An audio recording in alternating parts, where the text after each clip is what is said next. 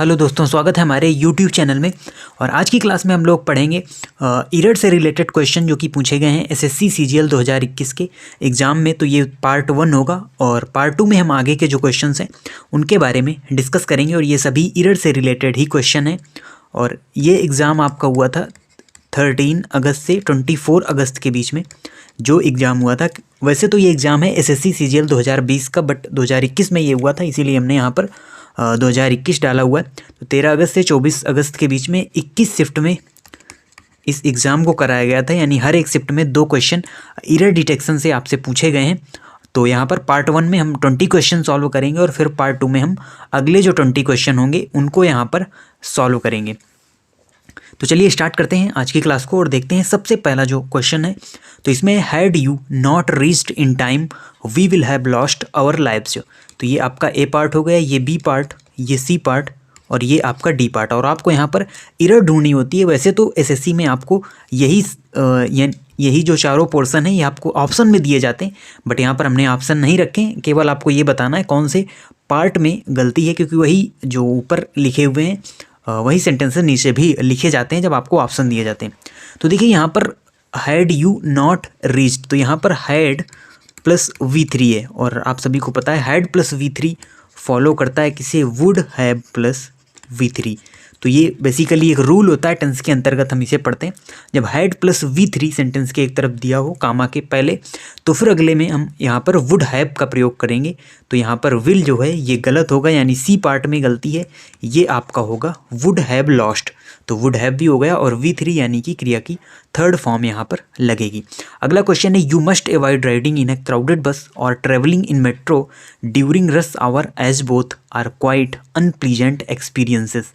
तो देखिए इसमें काफ़ी थोड़ा सा टफ क्वेश्चन ये हो जाता है, क्योंकि यहाँ पर कई लोगों को ऐसा लग रहा होगा कि पहले ही यहाँ पर एरर्स है, लेकिन यहाँ पर जो एरर है वो एक वर्ड की वजह से है। जो बेसिकली कन्फ्यूजिंग जो वर्ड्स हैं वो हमको सेंटेंस के बीच में दे दिए जाते हैं, जिनसे फिर हमको वहाँ पर एरर फाइंड करनी होती है। तो ये जो क्वाइट यहाँ पर शब्द दिया हुआ है, तो देखिए एक आपका होता है क्वाइट QUIET जो कि यहाँ पर दिया हुआ है, और एक आपका होता है QUITE।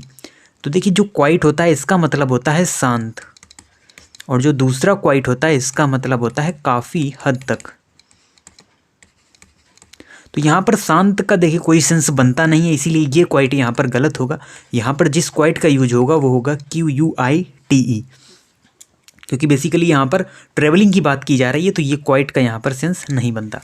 बढ़ते हैं अगले क्वेश्चन की ओर। यहाँ पर हमने देखिए पार्ट भी दे दिए हैं ABC, जिससे आपको आसानी रहे। और ये जो इंपॉर्टेंट क्वेश्चंस हैं इनकी PDF आपको पहले ही हमने टेलीग्राम चैनल पर दे दी थी। तो देखिए वहाँ से आप इन क्वेश्चंस को प्रैक्टिस कर सकते हैं और आप चेक कर सकते हैं कि आप कितने क्वेश्चन यहाँ पर सही कर पा रहे हैं। फिर आप यहाँ से उनको अच्छी तरीके से मैच भी कर सकते हैं। तो अगला क्वेश्चन है the wood cutter felled some trees with hardly many efforts at all. तो देखिए यहाँ पर पूरा सेंटेंस आपने इस तरीके से पढ़ा। फिर यहाँ पर एक वर्ड आता है हार्डली, और हार्डली बेसिकली एक निगेटिव वर्ड है, यानी इसका यूज हम निगेटिव सेंस में करते हैं। तो हार्डली के साथ यहाँ पर ये जो मैनी दिया हुआ है, यानी जो डी पार्ट है, इसमें यहाँ पर गलती है। जो मैनी है इसका यूज यहाँ पर नहीं होगा। हार्डली के साथ हम ना तो सम का यूज करते हैं और ना ही मैनी का यूज करते हैं। हम हार्डली के साथ यूज करते हैं सिर्फ और सिर्फ एनी का, क्योंकि ये भी एक निगेटिव वर्ड है, इसलिए हम इसके साथ एनी का ही यूज करते हैं। हार्डली, स्कैर्सली, बेयरली, आपने इस तरीके के कई सारे वर्ड्स पढ़े होंगे। अगला क्वेश्चन है the river appears to have got it name from the town nearby. तो देखिए द रिवर अपीयर्स तो सिंगुलर है, तो ये भी सही है। Got it name from the town nearby, ये सभी जो पूरा सेंटेंस है ये एकदम एक्यूरेट है, यानी इसका आंसर सही होगा नो एरर। कई लोगों ने वैसे इसमें सी पार्ट में गलती वहाँ पर टिक की थी, यानी एग्जाम में क्वेश्चन आया था तो काफ़ी कन्फ्यूजन होता है कि यहाँ पर नियर बाई होगा कि नहीं होगा। तो यहाँ पर जो नियर बाई है वो बिल्कुल सही है, इसका जो आंसर होगा वो होगा नो एरर। अगला क्वेश्चन है lack of required vitamins and minerals lead against several complications in the human body. तो यहाँ पर देखिए जो गलती है वो है आपकी सी पार्ट में, यहाँ पर जो लीड दिया हुआ है, जो हम क्रिया लगाते हैं वो बेसिकली हम सब्जेक्ट के अनुसार लगाते हैं, लेकिन सब्जेक्ट में ये एक पूरा फ्रेज दिया हुआ है। तो देखिए यहाँ पर हमको एक वर्ड मिलता है ऑफ, और ऑफ के पहले जो हमारा होगा वही हमारा सब्जेक्ट है। तो यहाँ पर लैक हमारा सब्जेक्ट है, और लैक बेसिकली एक सिंगुलर होता है, इसीलिए लीड की जगह यहाँ पर यूज होगा लीड्स का। तो देखिए इससे हमको कोई मतलब नहीं है। विटामिन्स एंड मिनरल्स, इससे हमारा सेंस आ रहा है प्लूरल का, लेकिन यहाँ पर जो हमारा सब्जेक्ट है वो है लैक, क्योंकि जो ये प्रीपोजिशन के पहले लिखा हुआ है। अगला क्वेश्चन है, the Dussehra celebrations in Mysore this year are grandest than in any other part of the state. तो सिंपल सी इसमें एरर आपको सी पार्ट में मिलेगी, ग्रैंडेस्ट देन। देखिए ग्रांडेस्ट होती है एक सुपरलेटिव डिग्री, और सुपरलेटिव की डिग्री के साथ हम देन का यूज नहीं करते। और यहाँ पर देखिए अगर हम जो इम्प्रूवमेंट करेंगे तो वो किस प्रकार से करेंगे, देन दिया हुआ है तो देन को हम यहाँ पर लिखा रहने देंगे, बट जो ग्रैंडेस्ट है उसे हम करेंगे ग्रैंडर। तो ग्रैंडर हो गई हमारी कंपैरेटिव डिग्री, और ग्रैंडर के साथ देन का यूज यहाँ पर सही होगा, बट जो सुपरलेटिव डिग्री होती है उसके साथ हम देन का यूज नहीं करते हैं। और अगर सुपरलेटिव डिग्री का यूज करना होता है तो सुपरलेटिव डिग्री के पहले द का यूज किया जाता है। तो यहाँ पर सी नंबर में एरर है, और इस जगह होगा ग्रांडर देन। अगला क्वेश्चन है, it have been only through writing that men have been able to spread their ideas to mankind. तो यहाँ पर देखिए जब एक तरह से हम जब सरसरी निगाह से पढ़ते हैं तो हम यहाँ पर एरर नहीं ढूंढ पाते, लेकिन आप देखिए कितनी सिंपल सी एरर इस क्वेश्चन में आपको दी गई है, इट हैव बीन। फ्लो में हम इसमें ध्यान नहीं देते, लेकिन ये हमारी सिली मिस्टेक्स होती है। तो इट हैव, देखिए इट हमेशा से एक सिंगुलर होता है, तो इट के साथ यहाँ पर यूज किया जाएगा हैज का, ना कि हैव का। अगला क्वेश्चन है, the principal requested the teachers to monitor and take care of small children. तो देखिए यहाँ पर जो टीचर्स दिया हुआ है, ये आपका जो एपोस्ट्रोफियस लग गया तो इससे पोजेशन का सेंस आ रहा है, और इस प्रकार का कोई सेंस यहाँ सेंटेंस में नहीं है, इसीलिए ये जो टीचर्स है ये यहाँ पर गलत होगा। इसकी जगह आप टीचर कर सकते हैं या टीचर्स भी कर सकते हैं, यानी जो प्रिंसिपल था उसने टीचर यानी एक पर्टिकुलर एक टीचर को, या जो उसमें टीचर से बेसिकली टीचर्स यहाँ पर नहीं होगा क्योंकि द का भी यूज किया गया है, तो टीचर ही यहाँ पर सही होगा। ये जो एपोस्ट्रोफी वाला है इसका यूज यहाँ पर नहीं किया जाए, क्योंकि ये पोजेशन का सेंस देता है, और पोजेशन जैसी बात यहाँ पर नहीं की गई है। अगला क्वेश्चन है, the supervisor wanted to known the pros and cons of the shoes. तो देखिए ये बी नंबर आप यहाँ पर देखेंगे तो वांटेड टू नोन लगा हुआ है, जो कि क्रिया की थर्ड फॉर्म है, बट हमने रूल पढ़ा है टू के बाद हमेशा वर्ब की फर्स्ट फॉर्म आती है, तो इसीलिए यहाँ पर वांटेड टू नो होगा, ना कि नोन। तो बी नंबर पे यहाँ पर गलती है, wanted to know is right answer. अगला क्वेश्चन है, would you liked to have some fries along with your coffee sir asked the waiter. तो देखिए यहाँ पर ये जो वुड यू लाइक्ड है, तो वुड क्या होती है, वुड होती है एक मॉडल वर्ब, और किसी भी मॉडल वर्ब के साथ हम हमेशा यूज करते हैं वर्ब की फर्स्ट फॉर्म का, बाकी ना हम वर्ब की सेकंड फॉर्म और ना ही थर्ड फॉर्म का यूज किसी भी सेंटेंस में मॉडल के साथ नहीं करते। तो यहाँ पर ये देखिए जो लाइक्ड लिखा है यही हमारा यहाँ पर गलत होगा, सही होगा would you like to have some fries.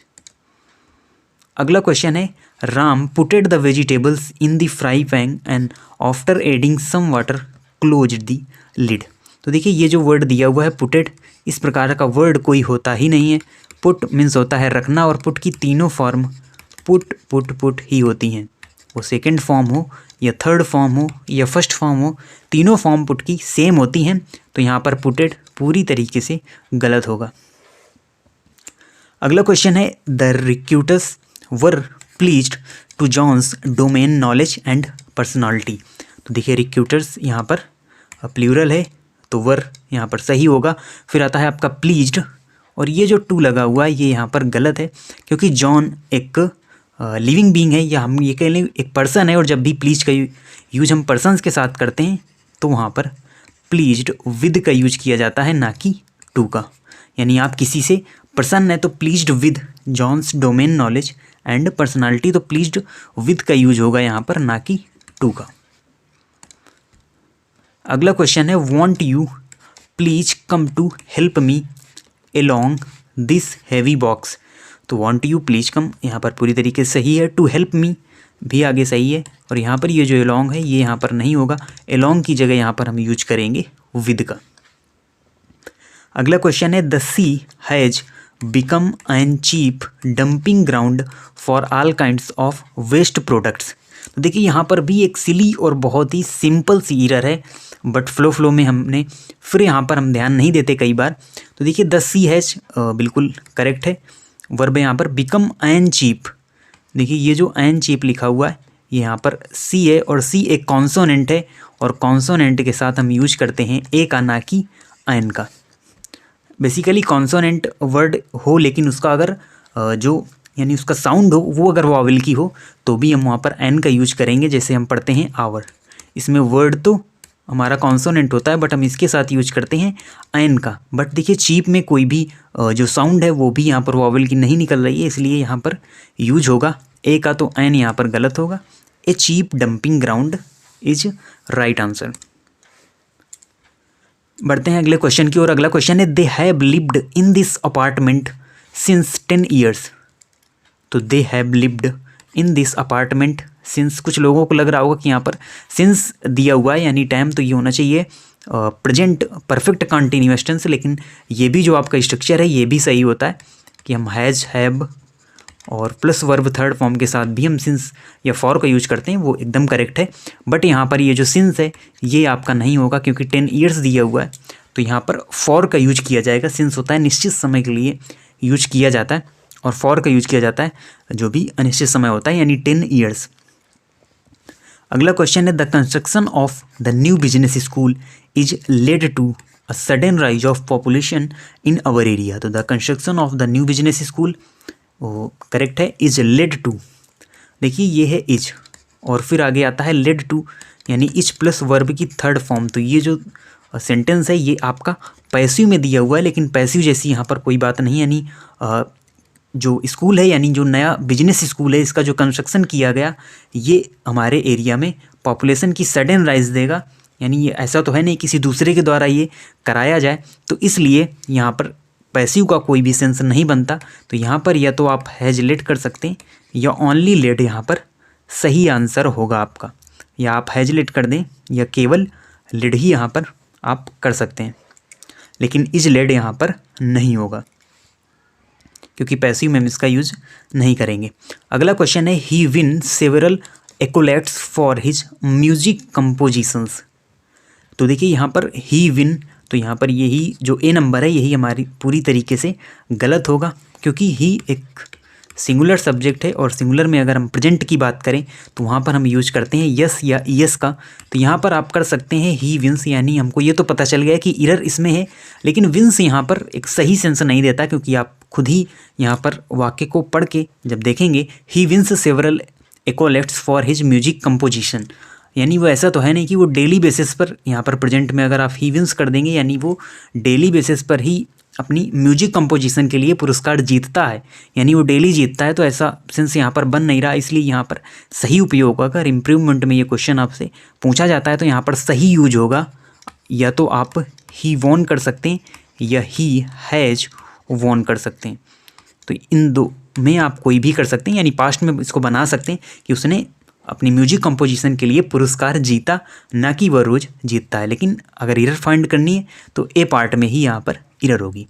अगला क्वेश्चन है when she went for a walk Maya could not take off her scarf because it was too much windy.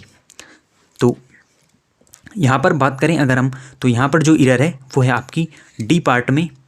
ये जो पार्ट है तो देखिए दो वर्ड होते हैं, एक होता है आपका टू मच और एक होता है मच टू, दोनों का अलग अलग यूज है। तो यहाँ पर बात करें अगर हम, जो टू मच होता है ये हमेशा लेता है नाउन अपने साथ, और जो मच टू होता है ये लेता है एडजेक्टिव। तो यहाँ पर ये जो वर्ड दिया हुआ है ये है एक एडजेक्टिव वर्ड, और एडजेक्टिव है तो ये लेगा क्या, मच टू, इसलिए हमारी डी पार्ट में ही एरर है, और यहाँ पर टू मच नहीं होगा, यहाँ पर होगा मच टू। बढ़ते हैं अगले क्वेश्चन की ओर, और अगला क्वेश्चन है यहाँ पर Lalita will go two sisters house in Mumbai this summer. तो यहाँ पर जो आपकी एरर है वो बी पार्ट में है। ये जो सिस्टर्स हाउस है ये तो सही है, बट यहाँ पर आपको लगाना होगा हर सिस्टर्स हाउस। फिर अगला क्वेश्चन है यहाँ पर, no sooner did Priya get her report card when she started jumping with joy. तो देखिए नो सूनर वाले सेंटेंस आपने कई सारे पढ़े होंगे। इनमें जो एरर दी जाती है बेसिकली यहाँ पर जो कंजंक्शन इसको दूसरे सेंटेंस से ऐड करता है, उसी जगह यहाँ पर एरर बेसिकली मोस्टली आपको देखने को मिलेगी। तो नो सूनर डिड इन्वर्जन होता है यहाँ पर, तो ये तो सही है। फिर यहाँ पर नो सूनर के साथ हम प्रयोग करते हैं किसका, नो सूनर के साथ हम यूज करते हैं देन का। नो सूनर के साथ हम देन का यूज करते हैं, इसलिए व्हेन यहाँ पर गलत होगा, सही यूज होगा देन। और उसके अलावा जो अदर वर्ड्स होते हैं जैसे हार्डली, रेयरली, बेयरली, इनके साथ हम यूज करते हैं व्हेन का, ना कि देन, ना ही देन का। तो यहाँ पर जो एरर होगी आपकी वो सी पार्ट में होगी, व्हेन सी स्टार्टेड जंपिंग नहीं होगा, यहाँ पर व्हेन की जगह देन का यूज किया जाएगा। तो ये हमारे आज के 20 इंपॉर्टेंट क्वेश्चन थे जिनकी PDF हमने पहले ही यहाँ पर अपने टेलीग्राम चैनल पर डाल दी थी। तो पहले आप PDF से वहाँ पर प्रैक्टिस कर सकते हैं इन क्वेश्चंस की, देन फिर यहाँ से क्वेश्चन मैच कर सकते हैं। और ये है इसका पार्ट 1। और पार्ट 2 में हम जो आगे के 20 क्वेश्चंस होंगे उनके बारे में डिस्कस करेंगे, यानी जो एरर रिलेटेड क्वेश्चन होंगे। और फिर इसी तरीके से आगे हम जो एज इट इज़ पूछे गए क्वेश्चन हैं इम्प्रूवमेंट से रिलेटेड, उनको भी यहाँ पर सॉल्व करेंगे। तो इस प्रकार से हम जो सभी चीज़ें हैं उनको कंप्लीट करते हुए चलेंगे, इंग्लिश में भी और GS में भी। तो आप इसी तरीके से चैनल से जुड़े रहिए। मिलते हैं आपसे नेक्स्ट वीडियो में, तब तक के लिए धन्यवाद।